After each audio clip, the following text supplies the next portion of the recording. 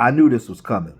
For all this stuff going on YouTube, now Monique, Monique and Sydney, they've been going back and forth with DL Hughley. We know that Monique went on to the not Steve Harvey, Shannon Sharp show, the Club Shay, and she started airing out people saying things that she said in the past. But she also spoke about her firstborn son, and she brought up some things about them still being separate, not talking. She talked about her not being a great mother in the past and not knowing how to be a mother at that time.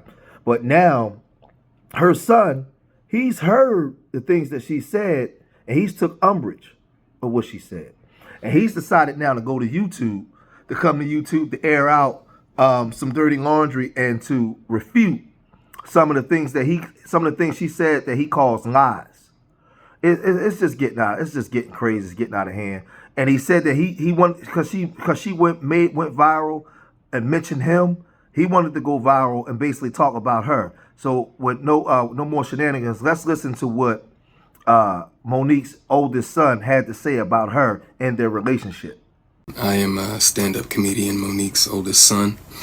I guess I felt the need to make this video to just provide some context into this false narrative about her praying to the universe in order to reconcile our relationship or whatever it is. I wrote it all down so that way I don't go all over the place and get emotional or anything like that. So I'm gonna talk like I'm reading a script, but it's just gonna help me kind of stay together. But to address the Club Shay interview that she did, where she states that she prays to the universe in regards to reconciling our relationship, as I stated, is odd. My mother and I both know that that is a very false narrative, and I would like to free her of having to continue telling that lie. Faith without work is dead, and neither one of us cares to put forth any effort to reconcile with the other.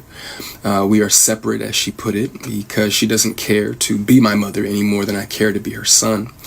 Neither one of us has had the desire to reach out to the other in a very long time, and I don't think that either of us anticipates that feeling ever returning. Speaking with my mother directly, in my experience, will either lead to some odd newfound moment of clarity in regards to how she was as my mother, or she retreats back to daddy to move forward with a conversation. And I'm tired of hearing my mother's truths. Newsflash, I'm not sure if people know, but standing in your truth doesn't make you noble. I'm not sure if people are aware of that. But responding this way, I feel as though it allows me to say my piece uninterrupted. To those wondering, well, why say something now? Call it a form of therapy for me, I suppose. But when her daddy had intentionally stated that they have 3 sons, but his wife is on the internet talking about the 4th son in a video that has millions of views, that rubbed me the wrong way. But anyway, to inform a child that you are not interested in being a mother at a time when that kid is the only kid, that has the potential to lead a child to believe that you are not interested in them specifically. But to take it a step further, you also admit, my mother had also admitted to me that she didn't do the best job that she could do, which would also make one begin to question, all of your past decisions and prior emotional interactions. But to be completely honest and fair, those were things that I was willing to get over. Nobody's perfect, we're all human. But my mother showed a clear lack of humility, compassion, and consideration when taking any level of accountability for those things. My mother does a fantastic job of acknowledging a lot of things, but she doesn't take accountability very well, and anything that she may take true accountability for, it's only at her convenience, in my experience. But if I had to guess, though, her interest in being a mother probably started around the time that she married her daddy and had his children. But that interest, obviously seemed one-sided, and as it should have been. By that time, I'm in my late teens, so to some degree, the excuse me, the neglect becomes easier to hide or validate, I guess you could say. There are now 2 baby boys in the house, that require attention. But still during that time, however, I still watched her enjoy the love and admiration of total strangers more than my own. To this very day, my mother has never expressed to me when, if ever, she became interested in me as her son. That did lead me down a path of questioning my self-worth and struggling to understand the value of a mother in a child's life. In the interview, she also states that she gave me an apology, but an apology to a son from a mother that consciously showed no interest in him holds no weight. There are still women to this day that my mother will give credit to for being more of a mother to me than she ever could. Her assistant, my cousin, being one of them. Every time, though, that my mother would state that she was right here whenever I was ready, that ideology still blows my mind today, that a person could openly admit to being an uninterested, not put my best foot forward type of parent and be so self-centered that they still express to the kid, you have to come to me when you're ready. You got to come to me for us to make this right. Okay. But I'm not sure what my mother could possibly think that she has shown me in the past or have for me now that's not money, goodness gracious, that would make me want to come to her or whatever those feelings are supposed to be.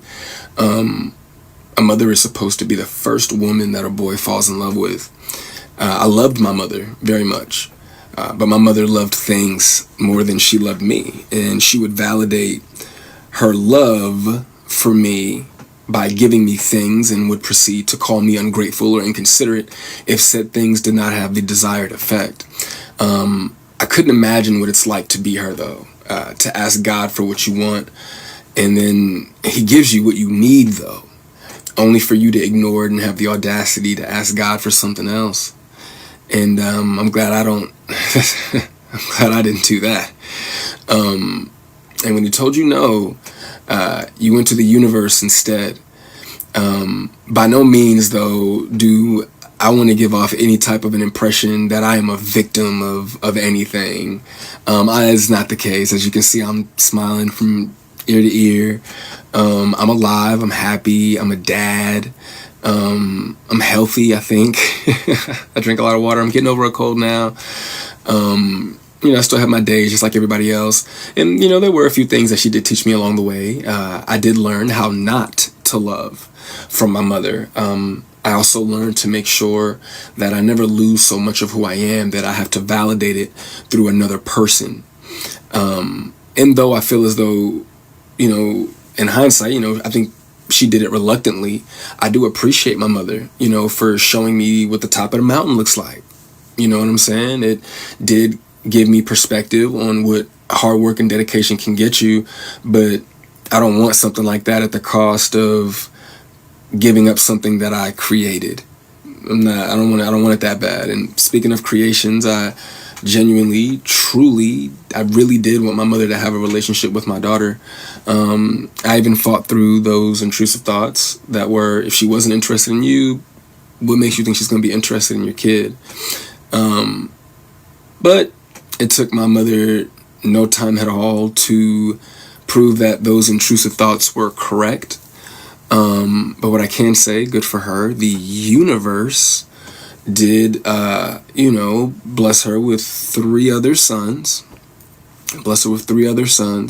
And God willing, I'm sure that all 3 of them are adults now. So I'm sure that one of them, God willing, if not all 3 of them, will make her the grandmother that she wants to be. I still look forward, to that moment for her.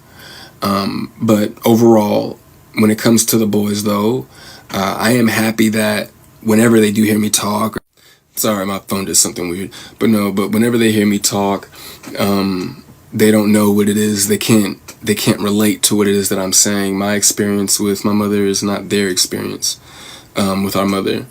So my prayer for her and them is that they continue to see her the way that they see her now. I do also want to make sure that I say thank you to my mother for giving me life.